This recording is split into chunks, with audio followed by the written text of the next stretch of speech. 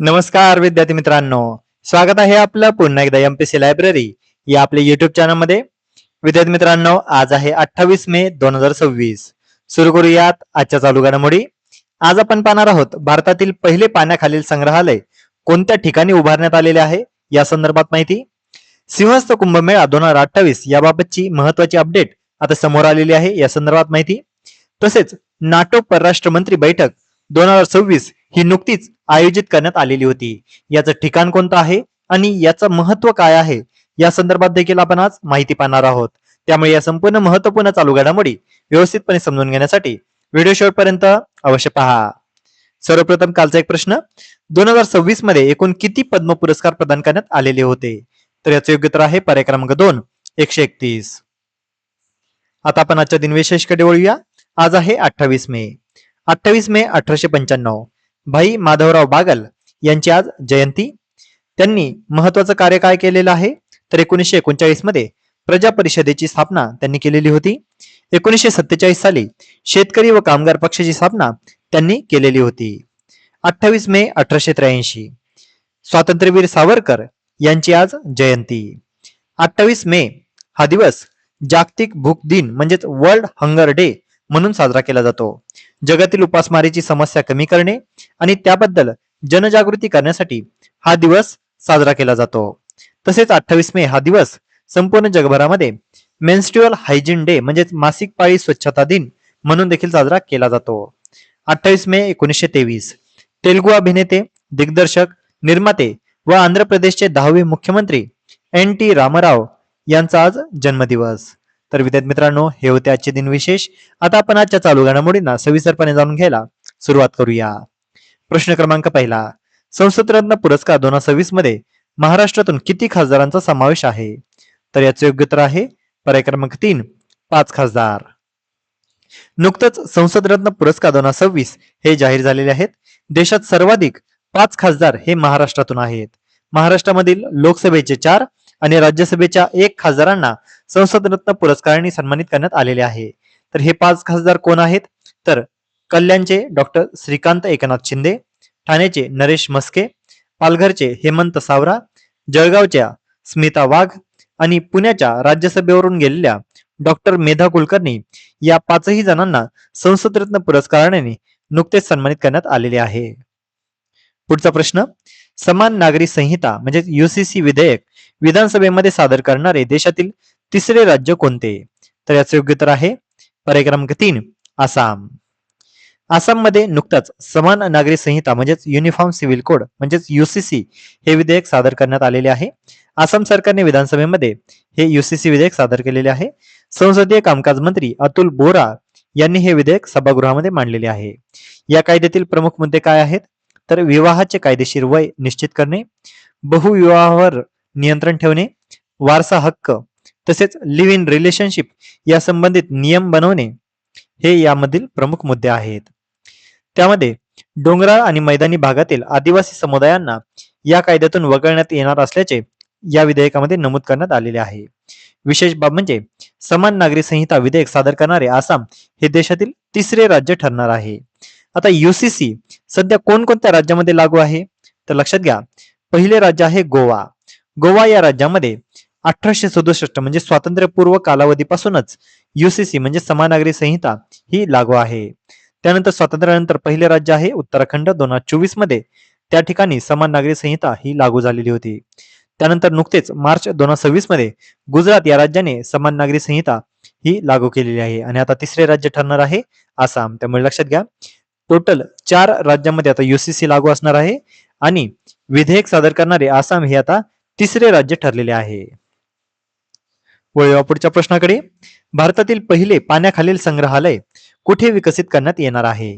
तर याचे योग्य उत्तर आहे पर्याय क्रमांक 3, सिंधुदुर्ग. भारतातील पहिले पाण्याखालील संग्रहालय सिंधुदुर्ग या ठिकाणी उभारण्यात येणार आहे.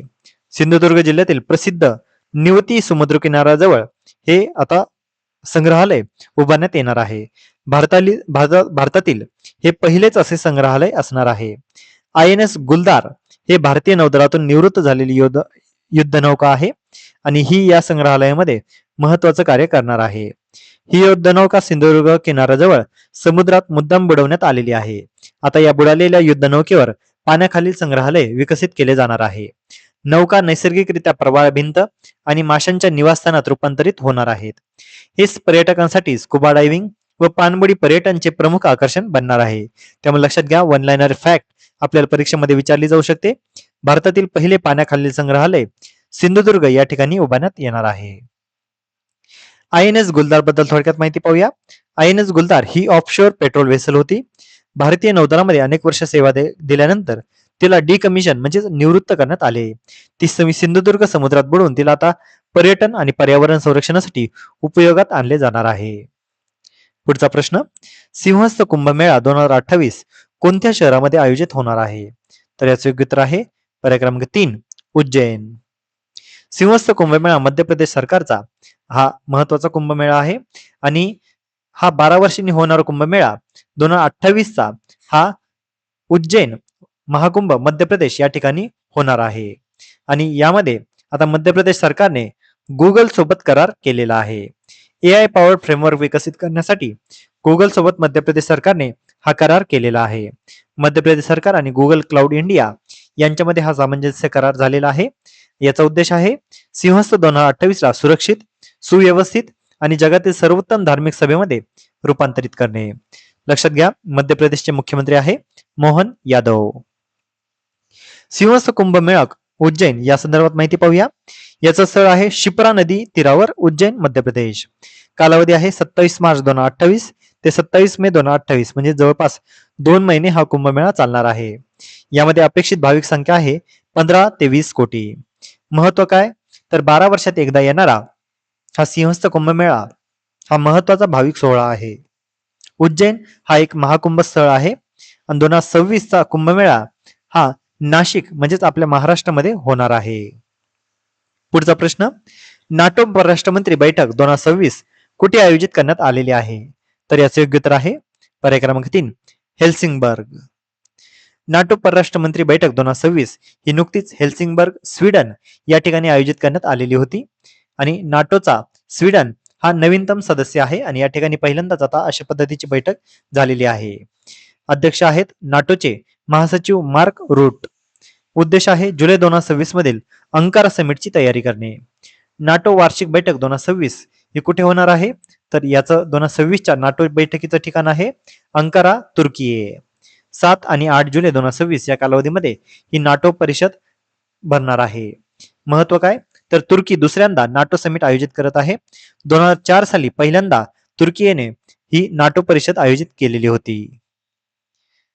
नाटो म्हणजे काय या संदर्भात माहिती पाहूया. नाटोचा फुल फॉर्म आहे नॉर्थ अटलांटिक ट्रीटी ऑर्गनायझेशन. याची स्थापना 4 एप्रिल 1949 या दिवशी झालेली होती. स्थापक सदस्य आहेत 12 देश. सध्याचे सदस्य आहेत 32. 31वा देश होता फिनलँड, तर 32वा देश आहे स्वीडन. महासचिव आहेत मार्क रुट्टे. मुख्यालय आहे ब्रुसेल्स, बेल्जियम या ठिकाणी. यातील मुख्य तत्व काय, तर सध्या चर्चेमध्ये असलेले कलम 5. नाटो चे कलम 5 काय सांगते, तर एका सदस्यावर हल्ला म्हणजेच सर्वांवर हल्ला. तर विद्यार्थी मित्रांनो, या होत्या आजच्या चालू घडामोडी. आजच्या अतिशय महत्वपूर्ण चालू घडामोडीवर आधारित मी आता एक प्रश्न विचारणार आहे, ज्याचं उत्तर तुम्ही सर्वांनी आता कमेंटमध्ये द्यायचं आहे. कुंभमेळा 2028 साठी मध्य प्रदेश सरकारने कोणासोबत करार केलेला आहे? तर यासाठीचे पर्याय आहेत मायक्रोसॉफ्ट, अमेझॉन, गुगल की इन्फोसिस. विद्यार्थी मित्रांनो, अतिशय सोपा प्रश्न आहे. तुम्ही सर्वांनी तर या प्रश्नाचे योग्य उत्तर कमेंटमध्ये द्यायचं आहे. जे कोणीही विद्यार्थी या प्रश्नाचे योग्य उत्तर कमेंटमध्ये देतील त्याच्या कमेंटला नक्कीच लाईक देखील देण्यात येईल. तर विद्यार्थी मित्रांनो, या होत्या आजच्या चालू घडामोडी. तर अशाच अधिकाधिक इन्फॉर्मेटिव्ह कंटेंटसाठी आपले MPSC लायब्ररी या युट्यूब चॅनलला सबस्क्राईब आणि शेअर करायला अजिबात विसरू नका. धन्यवाद.